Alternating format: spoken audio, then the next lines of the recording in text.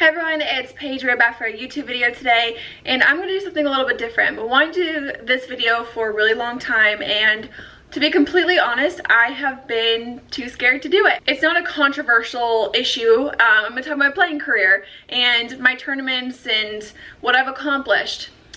I didn't want to talk about it because I felt that no matter how much I accomplished and what I have done in my playing career, it's never going to be good enough and there's always going to be haters.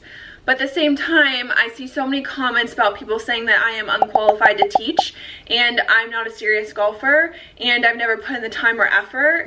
And it diminishes all of the blood, sweat, and tears that I have put into playing this crazy, frustrating game for a long time. I have accomplished a lot, but I also didn't have a spectacular career, and I'm aware of that, but I don't want to feel ashamed of what I have accomplished and downplay it, because I think you guys will be surprised with my playing career from junior golf into that year I played professionally, and I want to talk about it. Okay, so we're going to quickly, briefly cover some of the things that I've accomplished in my junior career, my college career, and then my year playing professionally. I pulled up one of my old resumes, so we'll just get right into it. I started when I was 12, almost 13, which is considered late for a golfer, but I think you guys already know the story, but I was a competitive gymnast before fractured my kneecap a couple times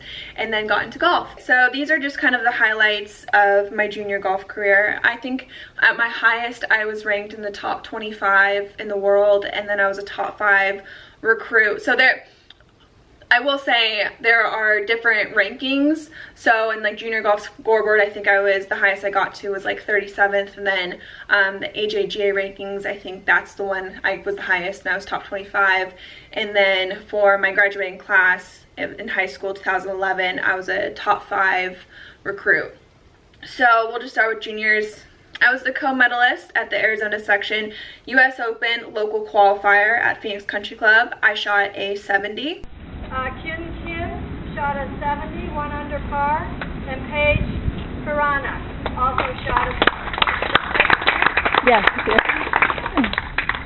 Is Kim here? I was the medalist at the Golf Week Junior Tour Trilogy. I claimed the women competitive course record. I shot 72.65. I won the IJGT USA Karsten Junior Tournament. I shot 65.72. I tied the women's competitive course record. And then I won an AJGA tournament in Stockton. I shot 72, 73, 72. I was the medalist at the Colorado Junior Stroke Play Tournament. I shot 66, 69, 72. I was an FCWT West Region Player of the Year and FCWT First Team All-American in 2008 and 2009, and I was a Junior America's Cup team member. So those are just some of the quick highlights of things that I've accomplished. I had a fair amount of wins in junior golf, and I played quite well. I remember in one of the tournaments at Greyhawk, it was an FCWT event, I ended up winning by 20.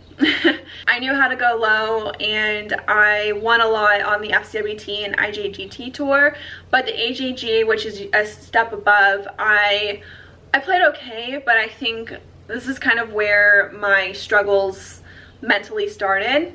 When it was a bigger field with better players, I would tend to get more nervous, and I didn't perform as well. Even though I could shoot the scores, I just seemed to struggle under pressure. I did get an AJGA win and a couple second places and a couple really high finishes there. I had a really good year when I was 16. I think it was my sophomore year. I played really well, but I just never could play great in those really big events, and that kind of carried over into college golf and pro golf. So you can see a trend. We're gonna go into college. So I was the 2012-2013 first team All-Mountain West section, 2013-2014 second team All-Mountain West section. This was pretty cool. So the first time in program history, the SDS women's golf team won the 2015 Mountain West Conference Championship. that was my senior year of college. I will say that my freshman and sophomore year were a bit rocky. I actually had a good finish in my very first college tournament. I then struggled after that. I ended up transferring to SDSU. Spring semester, sophomore year at SDSU, I actually played quite well. A couple bad tournaments, but all in all, I had some good finishes. And then junior year and senior year, mentally, I just got a little burnt out. I had to get a full ride, and I ended up going to, well, 2 D1 top colleges. But through that whole recruiting process, I had packets and packets of letters from different colleges. I really had the choice to go wherever I wanted, and I don't think a lot of people realize that I was a really good junior golfer. But once I got to college, I started to lose desire from age, gosh, like 8 until about 18. I didn't really have a life. All I did was work really, really hard at sports. First it was gymnastics, and then it was golf, and so I got burnt out and I didn't want to play anymore. I played actually good enough to still receive the accolades, and actually my junior year was when we made it to, was it sophomore year? My sophomore year, we made it to regionals, and 3 of us, not as a team but as individuals, and 3 of us were selected, and I played well enough to be selected, and I actually played, I think I got a top 25 finish in regionals. So I think that was one of the highest finishes in SDSU program history. So even though it wasn't up to my standards of play, I still accomplished quite a bit. And I was proud of that, and I was proud of everything that I did accomplish in junior golf and in college golf. So after my senior year of college, I quit. Didn't want to play anymore. Again, you can kind of sense a theme, but mentally I was burnt out, and I didn't feel like I had it, and I didn't know if I could compete on that level. And so I doubted myself, and I didn't want to play anymore. And my senior year was really rocky for me. I struggled with a lot of mental health issues, eating disorder. It was just drinking issues. I was just going through a really hard time in my life where I was completely lost, to be honest. Like, I always dreamt of being a professional athlete, and that was kind of my whole identity. If it wasn't for gymnastics, I was really trying to make it in golf. And it's so funny because I was looking back at some of the articles that were written about me when I was a junior golfer, and they all said that my one goal in life is to play on the LPGA tour, and that was the only thing I ever wanted to accomplish, was to be on tour. And I actually didn't even want to go to college. I wanted to go straight from junior golf to college to professionals. And a part of me wishes that I did do that, because I think that college golf really messed me up. But at the same time, I matured a lot, and hey, I have a lot of great content now for my podcast that I can talk about. I just didn't want to play anymore. I was just done, and I was depressed, and I didn't know what I wanted to do, and I ended up taking about, I think it was only like 2 weeks off, maybe a month, but it was a really short time, and I started hitting golf balls again, and I just wanted to give it a shot. So I told my dad, I told my family, I was like, I'm just going to do this for a year, and that's it. After a year, if I don't love it, then I'm done. And then, then this whole social media thing hit. It was thrown on me. I won the Colorado match play tournament. I shot a 69 the stroke play round, and then I ended up winning the match play portion of it, so I won the whole thing. And after that day of the final round, I was posted on Total Frat Move, and my Instagram went from having no followers to 100,000 followers almost overnight. I went viral, and I didn't know what to do. So shortly after that, I got an offer to play, a sponsor exemption to play at the LET tournament in Dubai. And I was petrified, and I didn't want to do it, and I didn't want to play, and I didn't feel ready for it. And I don't think I was ready for it mentally. It turned out to be so much bigger. I thought it was going to be a smaller LET event. It ended up turning into this shit storm of media and people betting if I was gonna come in last or not. And it was like my first real big pro tournament, and I was so nervous. And I think that there's been so much good and bad that's come from that. It was a big stepping stone in my career, but I think it also made me really struggle mentally with golf, and I didn't have any confidence after that. And so I ended up shooting 77, 79.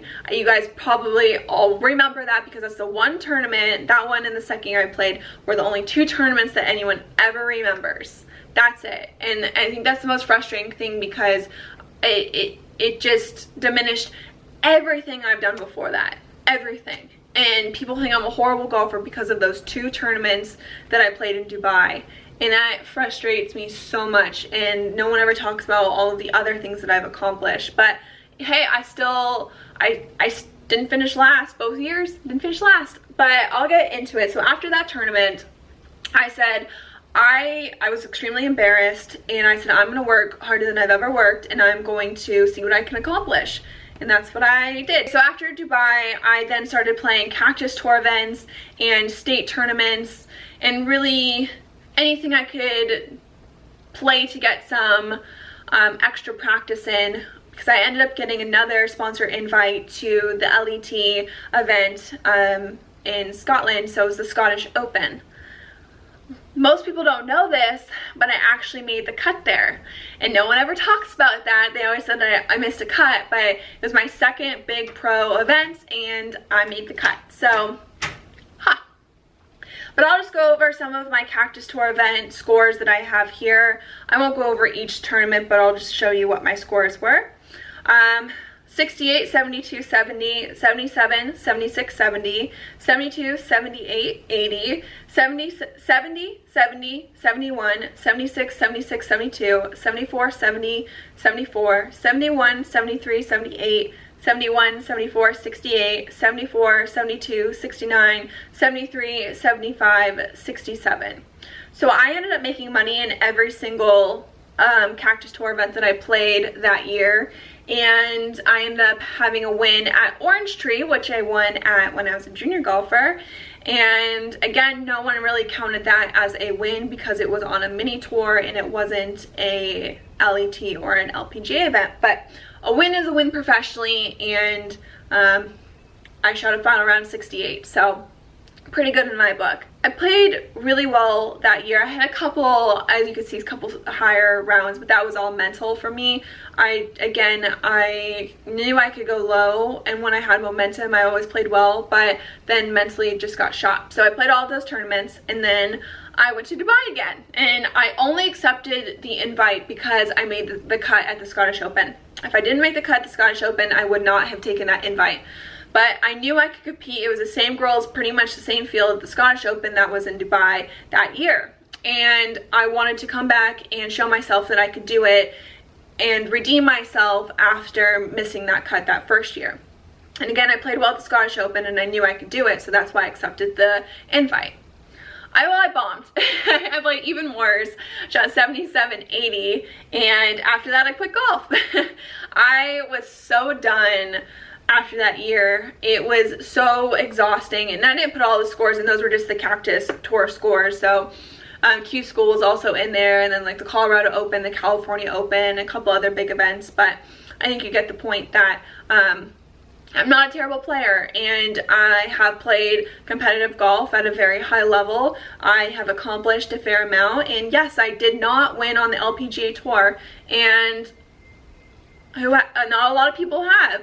And the percentage of golfers who have competed at the level that I have is very small. My dream and my goal in life was to be a professional golfer, and that didn't work out for me. It wasn't a lack of talent, it wasn't a lack of work ethic, it was my mental ability held me back, and that's extremely frustrating because I knew I could make it. So after that second year in Dubai and giving it my all professionally, I realized that it wasn't for me, and so that's how I got into doing golf media work.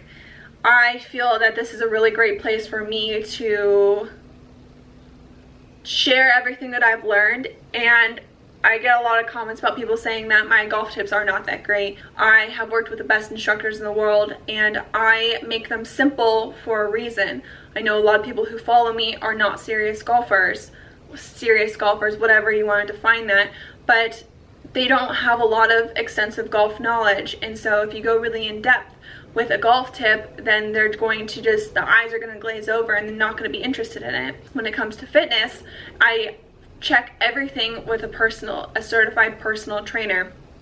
I also try to make that simple because a lot of people are not experts in exercise, diets, and fitness. And so I will watch YouTube videos online and they go into the science behind it. And yes, that's great for some people, but for I think a lot of people who follow me, they just want a very simple, easy workout that they can do at home that is not daunting or scary. When it comes to why I have decided to go the route that I've decided to go with on social media, again, I'm just being my authentic self, and I like what I do, and I like the person that I am, and I like the way that I market myself. Again, there's reason behind it. I feel like golf is so stuffy, and so yes, sometimes I do sex it up a little bit more to try to prove a point. Same with my podcast. I don't need to go into the detailed history of golf courses because there's already podcasts doing that out there. I don't need to talk about golf the same way that every other person talks about golf, because there is that content readily available for you out there. I don't feel like I need to sit here and explain any more about my golfing abilities. If you guys think I am not a good golfer, then that's on you, but hopefully these scores will change your mind. I had a 73 scoring average that year I played professionally, yet no one thinks I can break 90. And I wanted to be a professional golfer, and that was my goal, but it didn't work out for me. So am I just gonna sit home and be sad about that? No, I'm gonna make a living for myself with something else that I'm good at. I am really excited about this video because it's something I've wanted to do for a while now, and I'm glad I did it. So leave a comment down below on your playing career, maybe other videos you want me to talk about, really anything. Like this video, and don't forget to subscribe to my channel because there'll be new videos out every Thursday. And also don't forget to check out my podcast. It's called Playing a Round. Comes out every Sunday night, and it's been really fun, and we get into more in-depth conversations on all these topics. So that's it for today, and I hope you guys have a great Thursday.